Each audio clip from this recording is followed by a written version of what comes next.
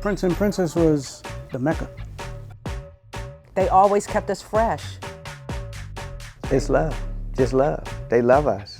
It's family, man. First time I came down here, it was like 84, 85 or something like that. They love Georgetown, they love the city. They were always friendly, they were always welcoming. You know, you want to do business with people where they know your name. And I've never seen them have a bad day. I've never seen them angry. Anytime we come in here, they're welcoming. They could be closing the door up, they're gonna let us come in. In the 80s, when we started wearing a lot of track clothes like Sergio Tacchini and New Balance and Fila, Saucony and Spot Built and stuff like that, it wasn't a lot of places you could find it. You know, we didn't have the internet back then. So we had to source material. We had to go places. A lot of times we had to go all the way to New York. And the only place down here that really had it was Prince and Princess. It's just a family relationship. And you can call it, even if you just want to come and talk. You know, there are people that you can come and confide in. And it's like the uncle and aunt that you didn't have at home, that's fathers and leaders.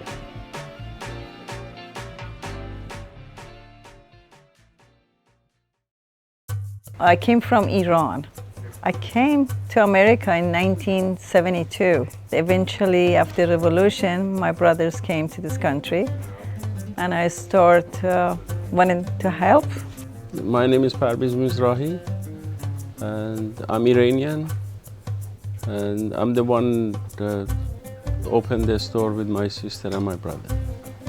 I was here in 1974. I was going to Montgomery College, and after that I went to UDC.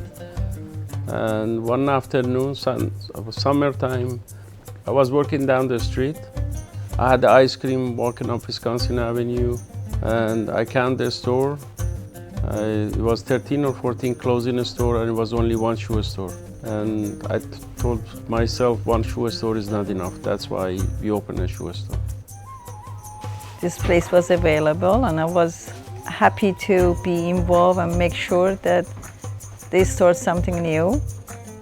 When I came to DC, Georgetown was the first place that I felt connected to where I'm coming from.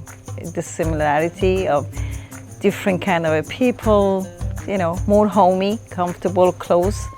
We choose to cater to the retro.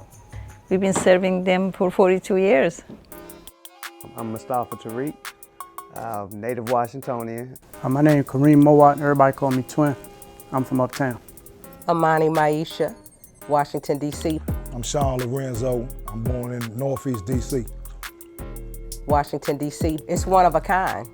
It's a place where you've never seen anything like it, from the fashion, to the language, to the music, to the food, to how we relate and talk to one another. You don't see that anywhere else. It's only here. We grew up, it was Chocolate City. It was, you know, everything was golden in my view. 81 was boom boxes, Bush Phillies, go-go visors, Angel Dust, Rare Essence, Trouble, Jungle Boogie, body punching, slap boxing, neighborhood crews, and inner city grooving.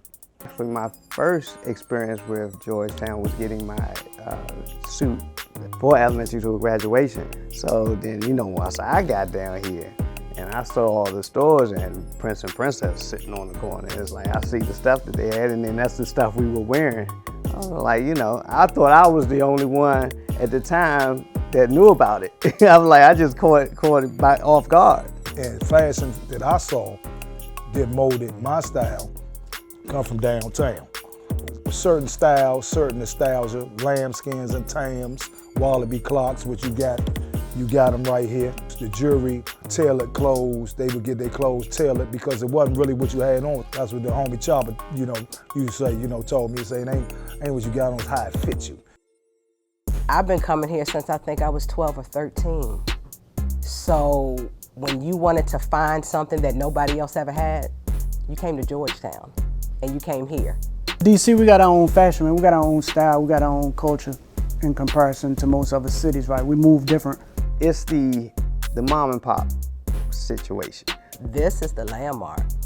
So you have this store that has been sitting here, and a lot of people even thought the store was closed because it's assumed, because of gentrification, it's just assumed that these mom and pop stores like we have around the town have been closed. Where they got that cancel culture thing going on, I don't want to say what I really want to say.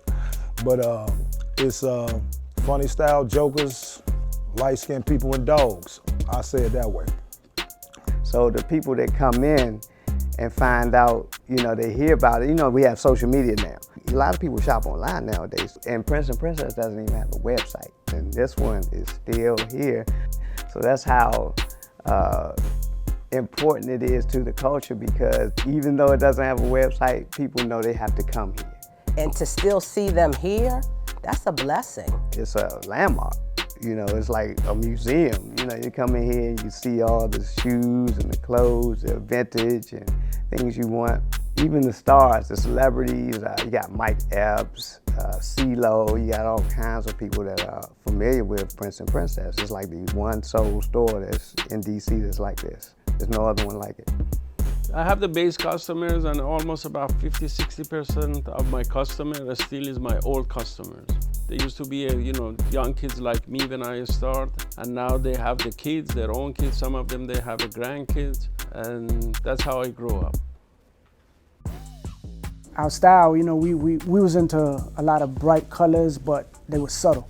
In DC, we adopted a tennis look. So we looked at the tennis players for our style versus, how a lot of the youth nowadays use rappers or, a lot of athletes, the sports, football, basketball, but we were never into those type of looks. We wasn't doing too much, we wasn't getting too bright, and we knew how to match it together with the right sweatsuits and the right sneakers. I came up loving Adidas, Fila, Lecoq Sportif, and they keep that in their store. And I was still floored by the selection of fashion that they have. I'm a lifestylist, by the way. So I'm always looking at what's functional, what the designs are, how you put it on, how you don't put it on. But in a stylist world, that's what you do. You pair. So you grab a Gucci shoe and an ASOS jacket and some British shorts. Like in the stylist world, that's flair, that's flavor, that's fashion. Our culture though is a New Balance sweatsuit, New Balance tennis shoe, Gucci shirt, Gucci tennis shoes. We wearing Gucci sneakers and New Balance. New Balance was really our staple for real, New Balance and Asics. Of course, we go back and forth about the New Balance thing. It's been trending lately. The New Balance, like this wall has grown.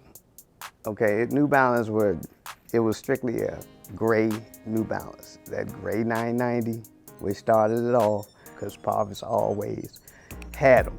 And each time I come in here, and this is where I first learned how to haggle. So, you see something you want and you got your summer you check, and I can't afford this.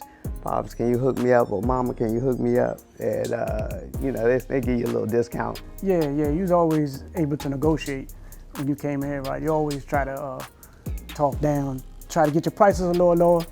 And, they always work with you. Sometimes they don't, but most times they're gonna work with you because to a certain extent, we became somewhat like a family here. They embrace us. They come to us. That makes us strong and make us to work hard. We put every day almost 10 hours here. So hard work and paying attention and care for your customer, it makes it happen. We, all of us that's here, we love our city. This is where we from, born and raised. And we got city pride, of course. And we set the trends for everybody else. I came to DC, and DC has always been a home to me. It's not been a second home, it's always been a first home for me now. And I grew up here, all my friends are here, my families are here, and I always love the city. One of the things that I always say is you can't erase history. So you can come and try to gentrify it and do all the things that you want to do to it, but the history is in the stories that you hear, reminding you of things that you may have forgotten. That's one of the reasons that inspired me to make sure we preserve that culture and make sure that it doesn't disappear, because they are slowly changing history as much as they can, especially with DC, with the changes going on. So we just want to make sure the culture is safe.